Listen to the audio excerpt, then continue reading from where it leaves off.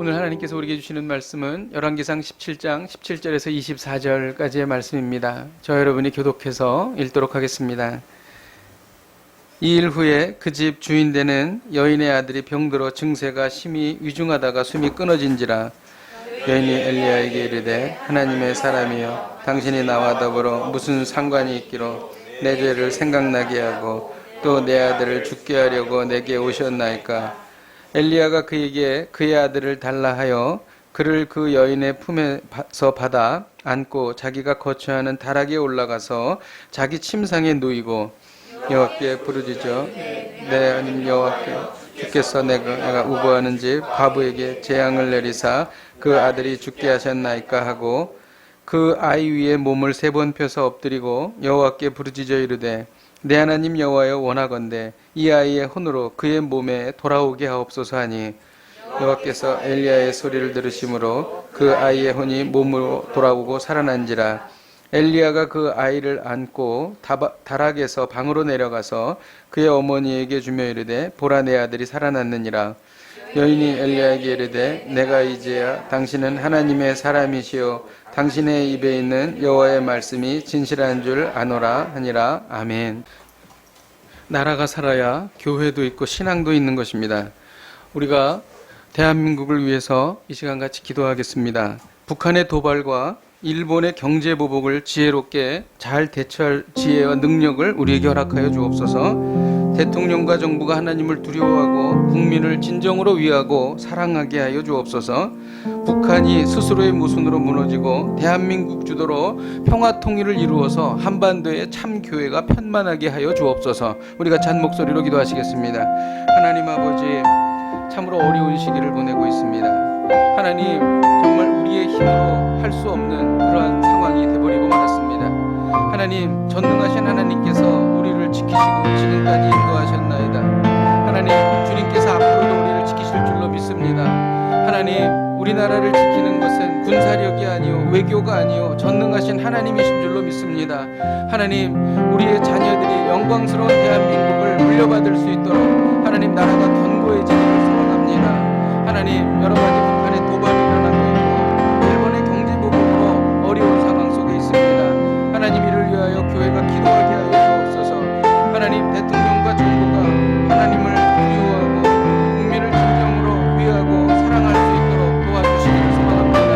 하나님 아버지, 북한이 하나님 오만하게 하여 하나님 아버지 주여 미사일 도발을 하고 있는데 하나님, 이들이 스스로의 모습으로 무너지고 대한민국 주도로 평화 통일을 이룰 수 있도록 하나님 아버지 인도하여 주옵소서. 주님 앞에 나아갑니다. 성령님 역사하여 주옵소서. 하나님, 대한민국에 기도하는 많은 하나님의 백성들을 일으켜 주옵소서. 하나님, 기도함으로 말미암아 한국교회가 살아나게 하시고 한국교회가 살아남으로 말미암아 대한민국이 견고하게 서게 하여 주시옵소서. 많은 어려움 중에서도 하나님께서 우리를 지키고 계심을 인하여 감사드립니다. 지금까지 인도하신 하나님, 앞으로도 인도하여 주실 줄로 믿습니다. 교회가 바로 서게 하여 주옵소서. 예수님의 이름으로 기도하였습니다. 아멘.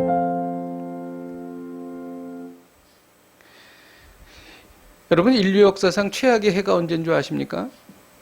인류 역사상 최악의 해는 서기 536년입니다.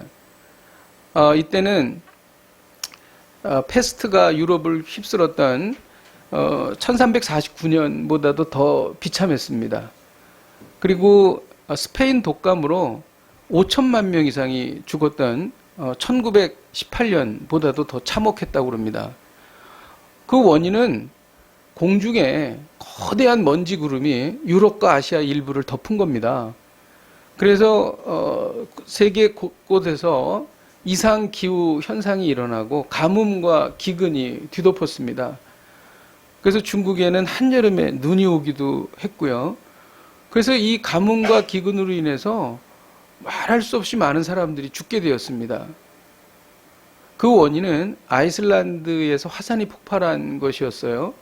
근데 그 폭발은 뒤에도 2번이나 더 일어나서 100년 동안이나 이 참혹한 시간, 이 어두운 시간을 보내야 했다고 합니다.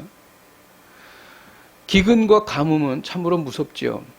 오늘 우리가 열왕기상 17장에서 이스라엘이 무서운 기근을 만나게 됩니다.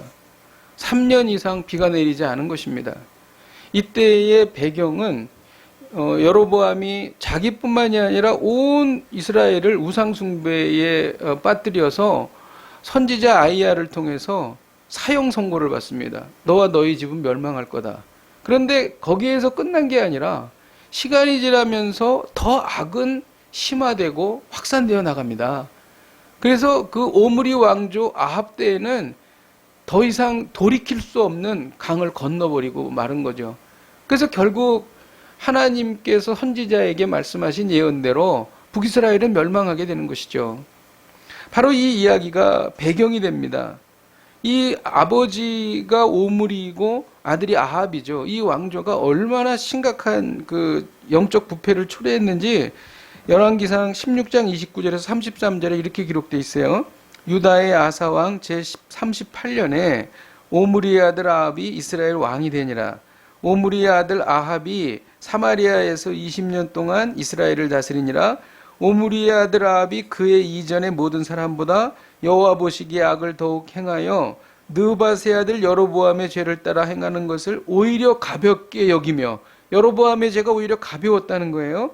시돈 사람의 왕 엣바알의 딸 이세벨을 아내로 삼고 가서 바알을 섬겨 예배하고, 사마리아에 건축한 바알의 신전 안에 바알을 위하여 제단을 쌓으며 또 아세라상을 만들었으니 그는 그 이전에 이스라엘의 모든 왕보다 심히 이스라엘 하나님 여호와를 노하시게 하였더라. 우상 숭배의 르네상스 시대가 열린 거예요.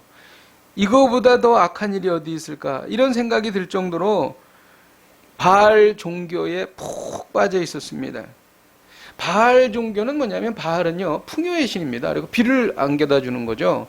그렇게 이스라엘 백성들이 믿었어요. 그래서 하나님께서 그래? 바알이 정말 너에게 비를 갖다 주나? 한번 보자. 그래가지고 비를 내리지 않으신 거예요.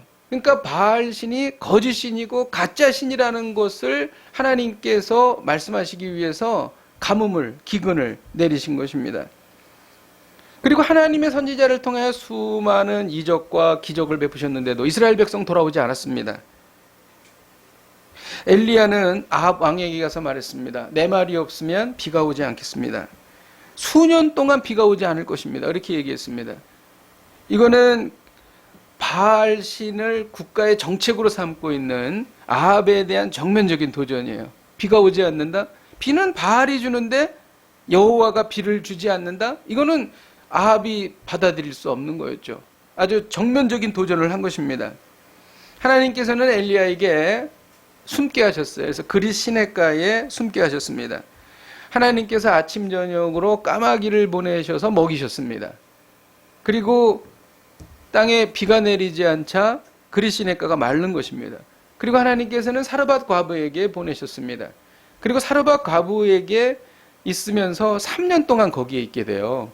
그러면서 이제 엘리야가 숨어서 이제 앞으로의 그 하나님의 일을 도모하는 그런 시간이 되는 것입니다. 근데 참 이상하죠? 당시 과부는 가장 그 사회적 약자였죠. 남편이 없어서 경제적인 능력이 없는 사람이었고, 기근이 들어서 먹을 것이 없어서 아들이랑 먹을 것 조금 먹고 죽어야 되겠다. 이렇게 정말 그야말로 찢어지게 가난한, 그리고 소망이 없는 그런 과부에게 하나님께서 보내셨어요. 그리고 이 과부가 살았던 곳은 어디냐면은 시돈 땅입니다. 시돈 땅은 공교롭게도 바알 신이 시작된 곳이에요. 그러니까 바알 숭배의 근거지가 시돈 땅입니다. 그러니까 영적으로 굉장히 열악한 곳이죠. 찢어지게 가난하고 영적으로 열악한, 그야말로 정말 세상 사람들이 보기에 아무것도 아닌 한 여인에게 엘리야를 의탁하게 하나님께서 하신다는 것이죠. 근데 이것은 놀라운 하나님의 섭리가 이 안에 있는 것입니다. 이세벨은 시돈의 엣바알의 딸이에요. 그러니까 아주 강력한 시돈의 공주 이세벨을 무찌르기 위해서 가장 열악한 시돈의 과부를 하나님께서 사용하신다는 것이죠. 이것은 정말 약한 자를 들어서 강한 자를 부끄럽게 하시는 하나님의 섭리가 이 안에 들어있는 것입니다. 여러분, 소망을 가지시길 바랍니다. 여러분 혹시 약하다고 생각하십니까? 내가 별로 보잘것없다고 생각하십니까? 하나님께서는 약한 자, 연약한 자를 들어서 강한 자를 부끄럽게 하신다는 것이죠. 정말 그럴까요? 고린도전서 1장 27절 같이 한번 읽도록 하겠습니다. 시작. 그러나 하나님께서는 세상의 미련한 것들을 택하사 지혜 있는 자들을 부끄럽게 하게 하시려고 세상의 악한 것들을 택하사 강한 것들을 부끄럽게 하려 하신다. 이것이 바로 하나님의 뜻이었습니다. 엘리야는 과부에게 자신에게 먼저 떡을 만들어 달라고 요구했습니다. 과부는 그대로 순종했죠. 그랬더니 하늘에서 비가 내릴 때까지 통에 가루가 떨어지지 않냐고 병에 기름이 마르지 않게 되는 그러한 놀라운 이적을 보게 됩니다. 그런데 또 이상한 일이 일어납니다. 그 과부의 하나밖에 없는 아들이 죽은 겁니다. 아주 심하게 앓다가 죽어버린 겁니다. 그랬더니 이 아이를 엘리야가 죽은 아이를 안고 자기가 기거하던 다락에 올라가서 3번 그 아이의 몸에 3번 펴서 엎드립니다. 이것은 이제 당시에 그렇게 하게 되면 아이의 병이 자기한테로 옮겨가서 아이가 이제 회복된다 이런 것을 믿었던 것 같아요. 그래서 그렇게 이제 했고 하나님께서는 엘리야의 기도를 들으시고 이 죽은 아이가 살아났던 것이죠. 하나님께서 가라고 하셔서 갔는데 아이가 죽었다. 그래서 사실 사르밧 과부는 엘리야를 원망했어요. 엘리야도 참 당황했죠. 아니 하나님께서 사르밧 과부에게 보냈는데 사르밧 과부가 잘 돼야 될 텐데 가장 하나밖에 없는 아들이 죽었다. 이것은 정말 민망한 일이죠, 사실은. 여러분, 그 이유가 무엇인가? 아이가 죽었다 삶으로 인해서 사르밧 과부가 이따 뒤에도 말씀드리겠지만은 완전한 신앙을 회복하게 됩니다. 확고한 신앙을 갖게 되는 것이죠. 하나님께서 인도하셔서 순종해서 따라갔는데 기근이 들 수 있습니다. 그럴 때는 우리는 생각해야 돼요. 아, 이제 하나님께서 새로운 일을 행하시려는구나. 우리가 교회를 시작하면서 여러 가지 하나님께 간구하고 그랬지만 그 기도가 아직 응답이 되지 않은 그런 것들이 있지요.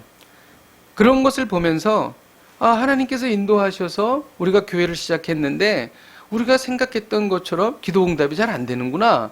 이런 상황이었을 때 우리는 그때 생각해야 합니다. 이제 하나님께서 놀라운 일을 행하시려는구나.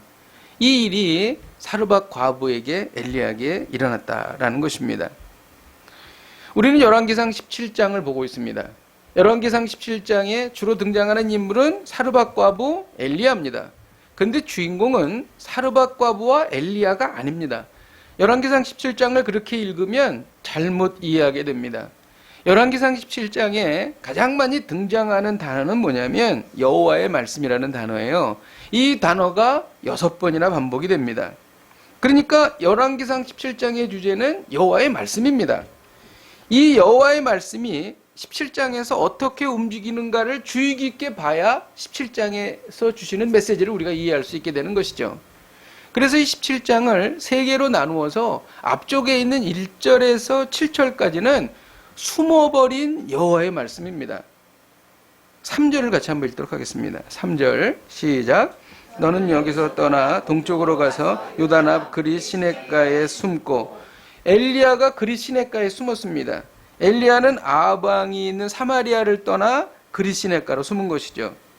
동남쪽으로 간 거예요. 이는 엘리야가 숨은 것이 아닙니다. 엘리야에게 임한 여호와의 말씀이 숨은 거예요.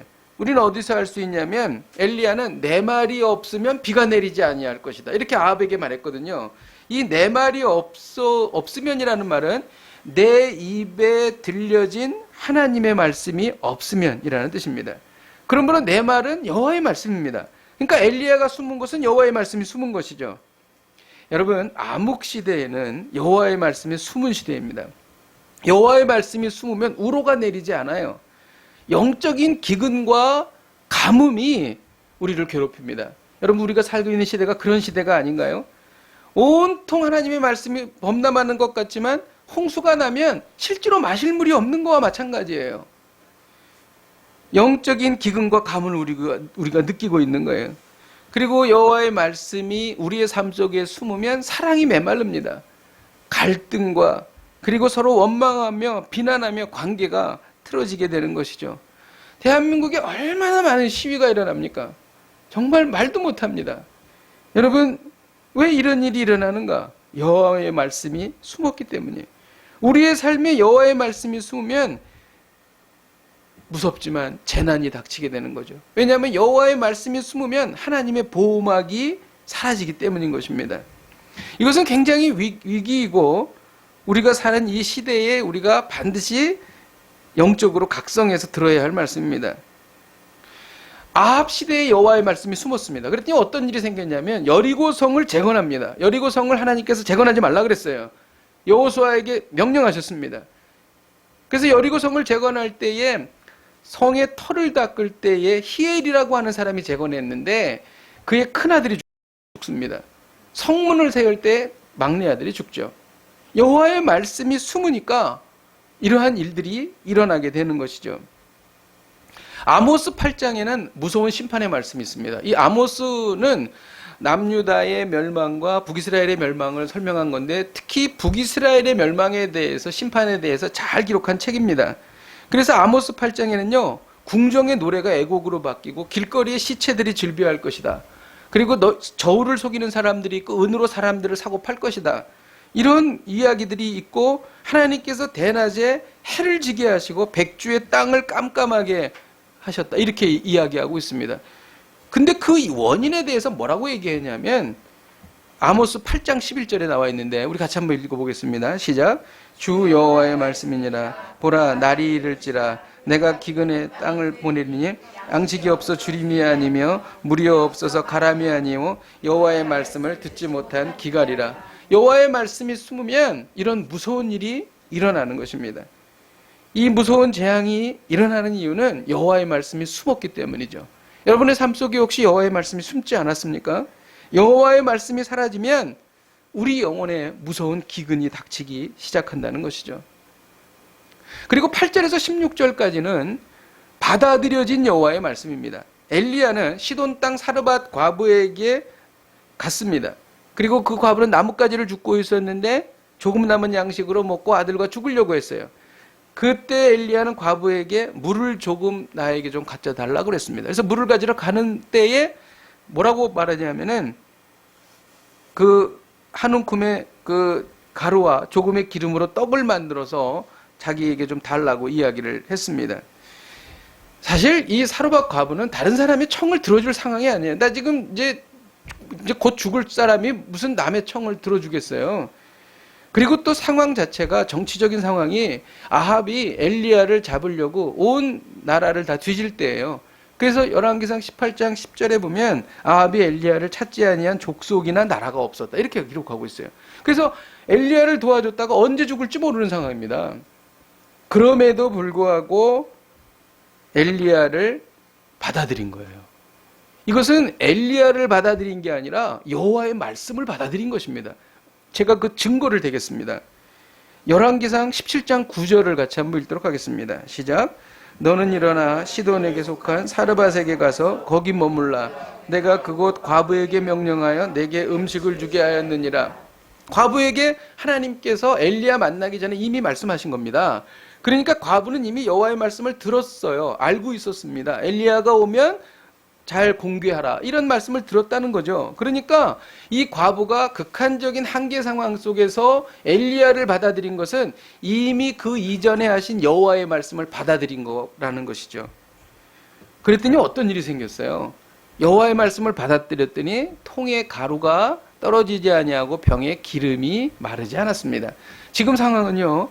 지금 3년 이상을 기근이 들어서 먹고 살 수 없어 사람들이 죽어가는 그런 상황이에요.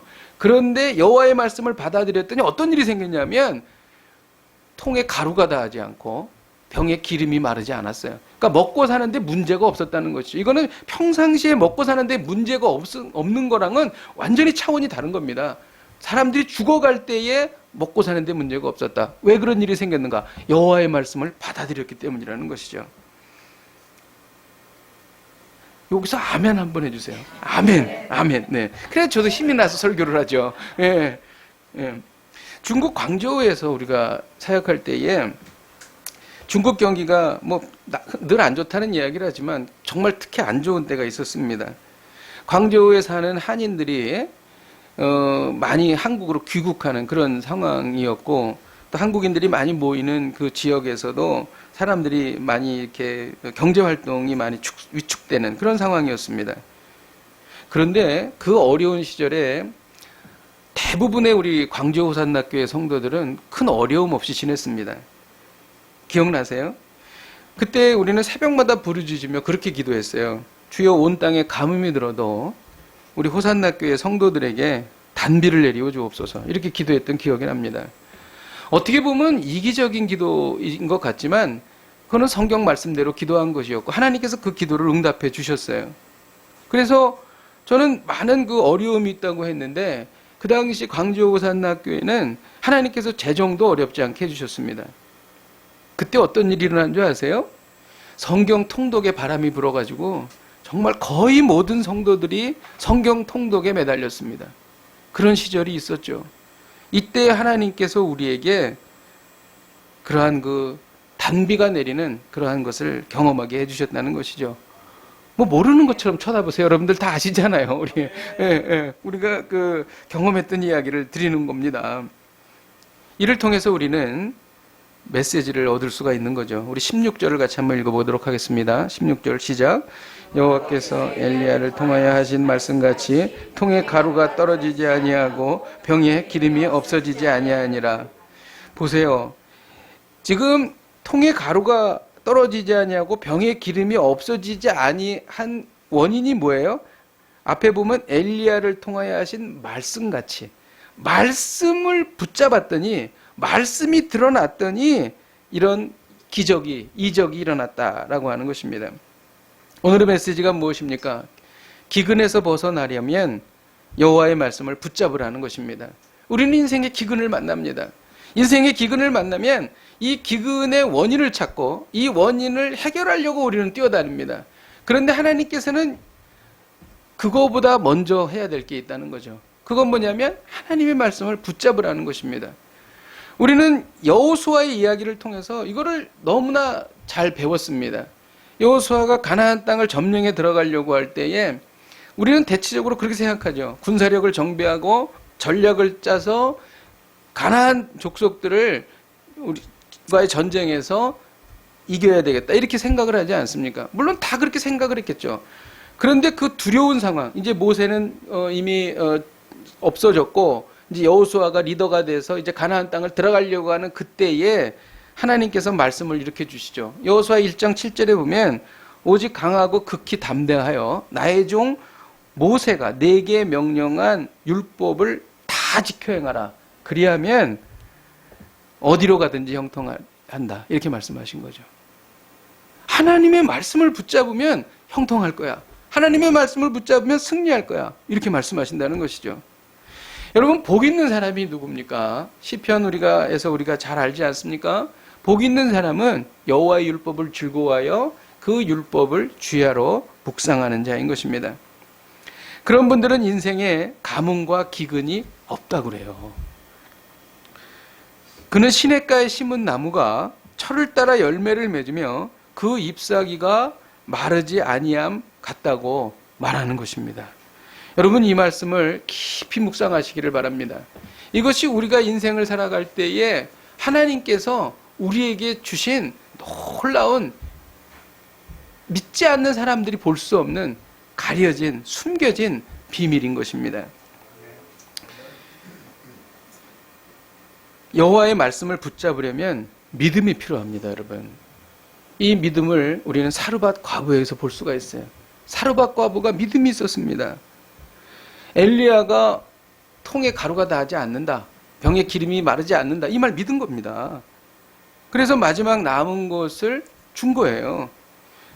이 사르밧 과부는 결정했어야 돼요. 선택해야 합니다. 마지막 남은 거를 조금 먹고 허기를 조금 속이다가 나중에 죽을 것인가, 아니면 이것을 다 포기하고 엘리야에게 떡을 하나 만들어 줄 것인가, 선택해야 됐죠.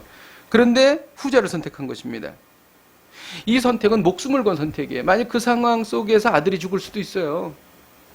그래서 12절에 나와 내 아들을 위하여 음식을 만들어 먹고 그 후에는 죽으리라, 그렇게 얘기한 거거든요. 목숨 걸은 거예요. 목숨 걸고. 신명기 8장 3절에 보면 사람이 떡으로만 살 것이 아니요 하나님의 입으로 나오는 모든 말씀으로 사는 줄 너로 알게 하려 하심이니라. 이렇게 신명기 8장 3절에 기록하고 있죠. 이 말씀을 선택한 것입니다. 우리의 삶에 아무런 희망이 없을 때가 있습니다. 우리의 삶에 고통과 절망만 가득할 때가 있습니다. 이때요, 우리의 남은 모든 것을 걸고 하나님의 말씀 붙잡으면 하나님 살려주신다는 겁니다. 하나님 우리 먹이신다는 겁니다. 이 믿음이 우리에게 필요하다는 것이죠. 사르밧 과부가 이렇게 한 것이죠. 이 사르밧 과부의 믿음은요, 누가복음에도 기록되어 있어요. 누가복음 4장 25절을 같이 한번 읽겠습니다. 시작. 내가 참으로 너에게 이르노니 엘리야 시대에 하늘이 3년 6개월 닫히어 온 땅에 큰 흉년이 들었을 때에 이스라엘에 많은 과부가 있었으니 그중 한 사람에게도 보내심을 받지 않고 오직 시돈 땅에 있는 사렙다의 한 과부뿐이었으며, 누가도 이 사렙다 과부, 사렙다는 사르밧이에요. 같은 이야기입니다. 헬라어를 음역한 것이에요. 이스라엘에도 많은 과부가 있었지만 이 사르밧 과부의 믿음이 훌륭했다는 겁니다. 그래서 하나님께서 엘리야를 보냈다라고 하는 것이죠.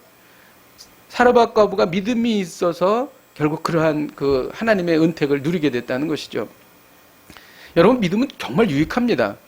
저는 이제 토요일 저녁에 여기서 기도해요. 그래가지고 뭐 저녁 늦게까지 기도하기도 하고 그러는데요. 어제 이제 어디 갔다가 와 보니까 1층 식당이 부흥을 해가지고 단체 손님을 받아서 주차장이 꽉 차 있는 거예요.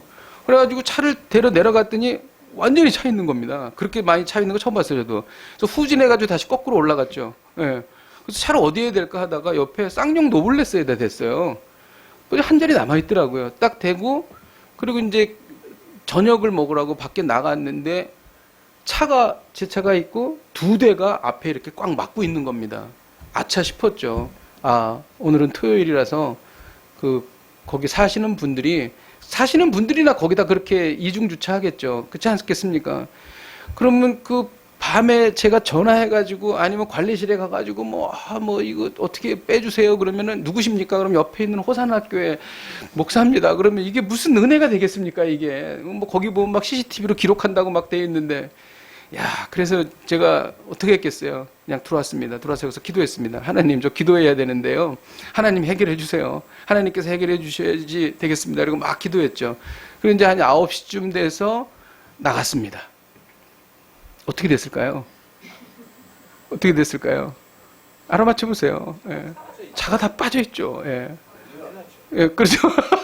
아멘. 네, 아멘. 네. 믿음은 우리를 편하게 하고, 믿음은 우리를 행복하게 합니다, 여러분. 믿음이 없으면 그만큼 불안해요. 제가 불안해서 기도 못하고 그러면 어떡할 뻔했겠어요. 여러분, 믿음이 필요합니다. 엘리야에게도 믿음이 있었습니다. 엘리야에게 하나님께서 아합을 피해 그리시네가로 숨으라고 하셨습니다. 그리고 그 그리시네의 물을 마시고 까마귀가 물어다 준 떡과 고기를 먹어라, 그렇게 됐습니다. 그리시네가는 와디라 그래가지고요, 비가 오면은 시내가 흐르고 비가 그치면 마르는 그런 것입니다. 그럼 거기 갔다가 물을 마시지 못해서 죽을 수도 있고 가뭄이 계속되고 있는데 위험한 상황이었어요. 까마귀는 동물의 썩은 것을 먹는 그런 겁니다. 까마귀가 물어다 준 떡과 고기를 먹는다. 그러면 이게 썩은 거를 물어다 주는 거 아닌가? 뭐 이런 생각 들겠죠. 근데 어쨌든 그것을 믿은 것입니다. 그리고 순종해서 간 것이죠. 엘리야에게 있어서 그리시네는요, 신병 훈련소입니다. 생명 걸고 하나님께 나아가고 자기의 생명을 의탁하면 하나님께서 살리신다. 그리고 풍요와 비를 주관하시는 분은 바알이 아니라 전능하신 하나님 여호와시다라고 하는 것을 몸으로 직접 체험하는 거예요. 그거 이루어지지 않으면 죽어요. 엘리야는 목숨 걸고 체험하는 것이죠. 신병 훈련소입니다. 여러분, 우리가 왜 어려움을 당하고 우리가 한계선상에서 힘들어하게 되는가? 그것은 하나님께서 우리를 훈련시키기 위함인 것이죠. 그리고 하나님께서 가라고 하셨는데 그리시네가가 마른 겁니다. 이것은 엘리야의 믿음을 한 단계 업그레이드 하시는 하나님의 섭리이죠. 엘리야가 그리시네가만 계속 바라봤으면 아마 뭐 우울증이 걸렸든지 뭐 정말 괴로워서 견딜 수 없었을 것입니다.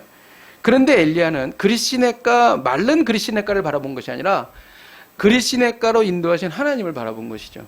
여기에 초점이 있습니다. 우리가 어려움을 당할 때에 그 어려움을 바라보는 것이 아니라 지금까지 인도하신 하나님을 바라보는 것이죠. 엘리야는 그런 믿음이 있었다는 것이죠. 갑자기 사업의 메인 아이템이 사라져버릴 수 있습니다.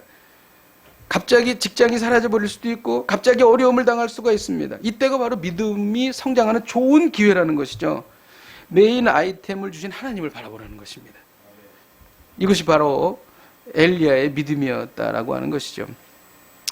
그리고 17절에서 24절까지는 확증된 여호와의 말씀입니다. 사르밧 과부는 아들이 죽었다가 살아나자 그때야 비로소 굳세 믿음을 갖게 됩니다. 그럴까요? 24절 같이 한번 읽도록 하겠습니다. 24절 시작. 여인이 엘리야에게 이르되 내가 이제야 당신은 하나님의 사람이시요 당신 입에 있는 여호와의 말씀이 진실한 줄 아노라 하니라. 목숨 걸고 음식 만들어준 사람도 이제야 진실한 믿음을 갖게 되었다는 것이죠. 사르밧 과부는 아들이 죽었을 때 엘리야를 원망했습니다. 뭐라고 그랬냐면 당신이 나에게 와가지고 죄가 생각나게 해가지고 우리 아들이 죽었다. 그러니까 이거는 유추해 보면 어떤 이거냐면 이 아이를 어떤 불의한 방법으로 이 사르밧 과부가 낳지 않았을까라고 하는 심증을 갖게 되죠. 그렇게 머리가 싹 회전이 되지 않습니까? 예. 그렇게 이야기하는 주석가들도 있어요. 그래서 아들이 죽었다. 내가 옛날에 지은 죄 때문에 아들을 낳았는데 이 아들이 죽었다.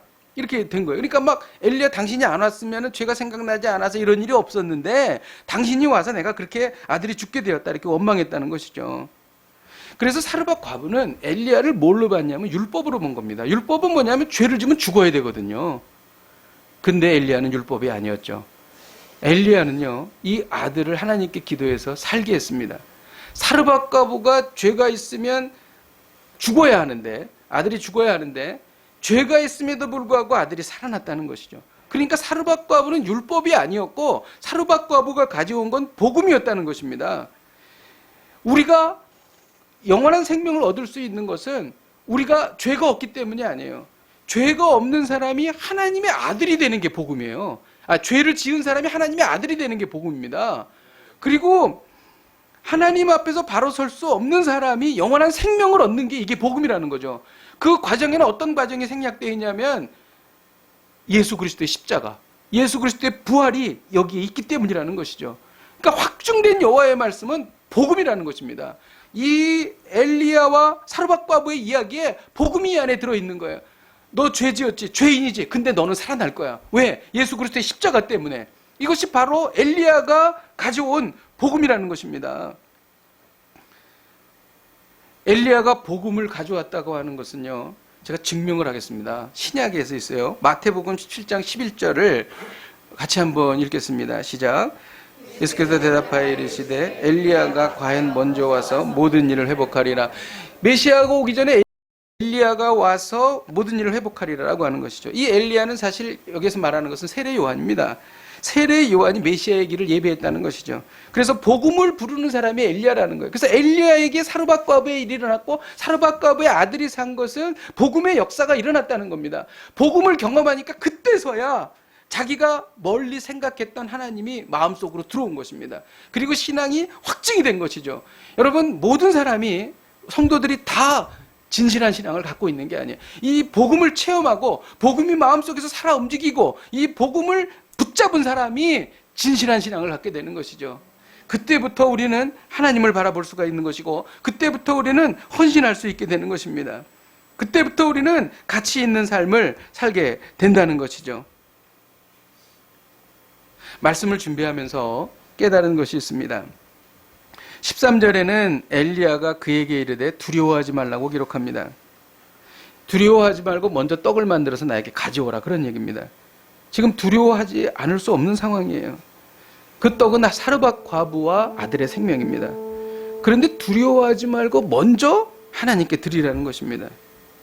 사르밧 과부는요, 죽음에 대한 두려움과 하나님에 대한 두려움이 있었어요.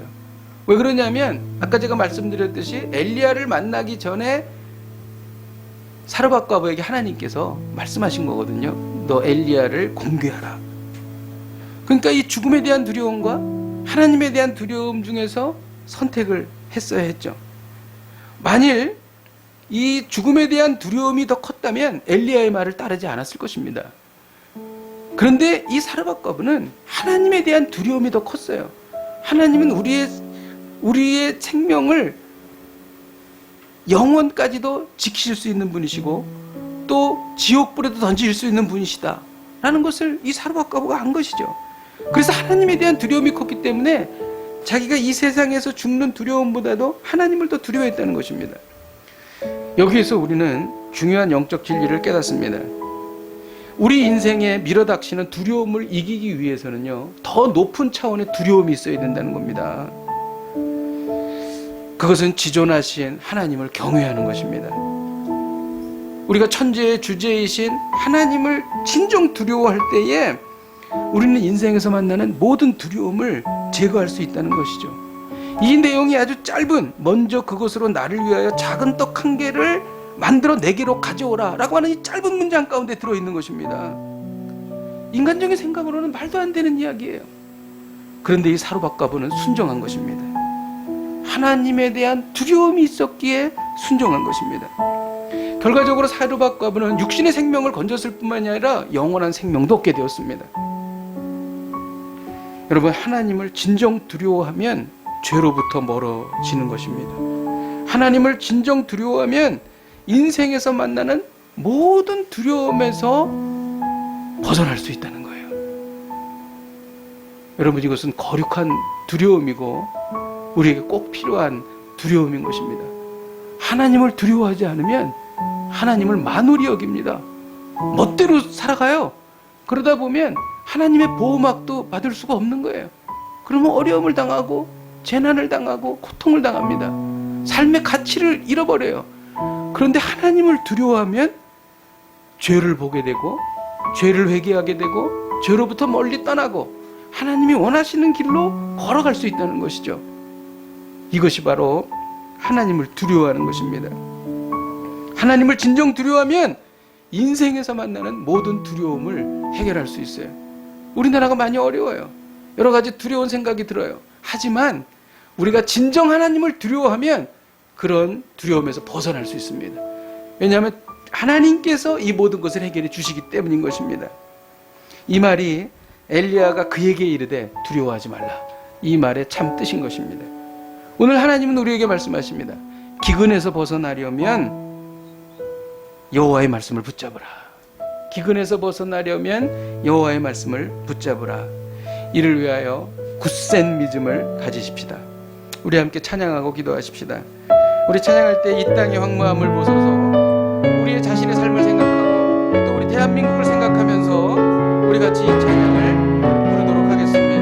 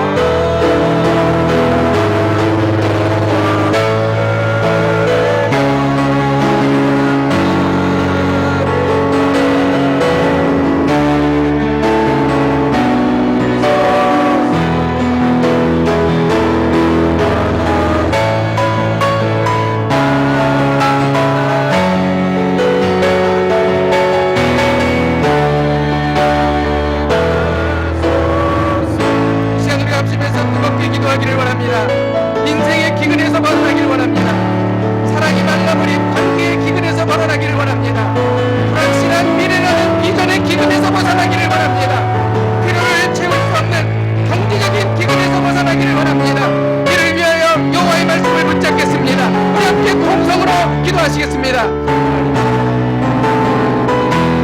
아버지, 우리 안에 하나님 말씀의 관계에 기분이 있습니다. 하나님 아버지, 우리는 기도로 걸어 드리고 있습니다. 하나님 아버지, 우리의 하나님 아버지, 우리가 필요한데 하나님 아버지, 지금 우리 너무나 척박한 상황 속에 있습니다. 하나님 아버지, 이 기근에 하나님 아버지 우리가 시달리고 있습니다. 하나님 아버지 말씀의 기근에 시달리고 있습니다. 하나님 아버지, 우리 안에 아버지 주께서 함께하여 주셔서 하나님의 기근을 아버지 일어나기를 원합니다. 하나님, 우리가 여호와의 말씀을 붙잡습니다. 여호와의 말씀을 듯이 하나님 아버지 내 모든 예명한 말씀을 지키라고 하시는 그 말씀, 왜냐하면 하나님 뭐가 든지 통하게 되리라고 말씀하신 그 말씀, 하나님의 말씀은 하나님이십니다. 하나님 아버지, 하나님의 말씀을 붙잡고 나아가기를 원하오니 하나님, 우리 안에 있는 인생의 기근이 사라지게 하여 주시옵소서. 우리를 불쌍히 여겨 주시옵소서. 하여 주옵소서. 우리가 여서 기도할 때에 인생에서 만나는 모든 두려움을 극복하기를 원합니다. 사람에 대한 두려움이 사라지게 하여 주옵소서. 미래에 대한 두려움이 사라지게 하여 주옵소서. 관계에 대한 두려움이 사라지게 하여 주옵소서. 하나님을 진실로 두려워함으로 세상의 모든 두려움이 사라지게 하여 주옵소서. 우리 함께 통성으로 기도하시겠습니다. 하나님 아버지, 우리 안에 두려움이 있습니다. 하나님, 우리 안에 아버지 안에 사람에 대한 두려움이 있습니다. 하나님, 우리 안에 불확실한 미래에 대한 두려움이 있습니다. 하나님 아버지, 우리 안에 관계에 대한 두려움이 있습니다. 하나님 아버지, 우리 안에 두려움이 사라지기를 원합니다.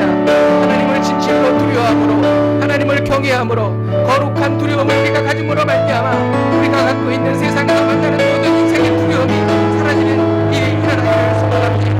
하나님 아버지, 오늘 이 시간 주님 앞에 기도하며 나아가오니 성령님 역사하여 주시고 인도하여 주셔서 하나님 아버지, 주가 여호와를 두려워함으로 인생에서 만나는 모든 두려움을 극복하고 이겨나갈 수 있도록 하나님 아버지 인도하여 주시기를 간절히 바라고 소망하오니 성령님 역사하여 주옵소서.